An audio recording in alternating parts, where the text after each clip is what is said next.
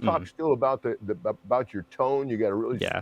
really good tone. I like your tone and Yeah. some of your influences. So let's continue down the path of who you Yep. are as a guitar player before we talk about your album. Yep. So for most of my tone influences, obviously Bonamassa, Mhm. and Eric Johnson. It's kind of a mix between the two. And I Okay, know some people gotcha. are going to say, well, Joe Bonamassa's tone is Eric Johnson's. Well, that's true. But I found out I was like 10 and I bought this Peavy Classic 30.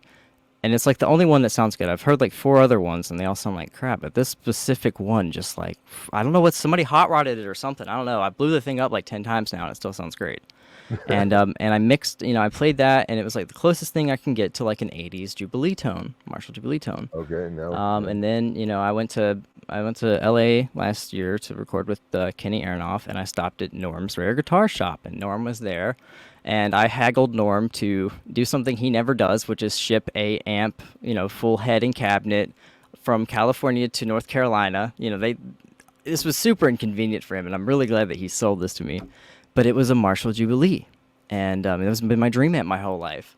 And so now I'm A-Bing the Peavy and the Jubilee, and I'm trying to get Peavy. I want Peavy to make me like a Peavy Classic 30 head.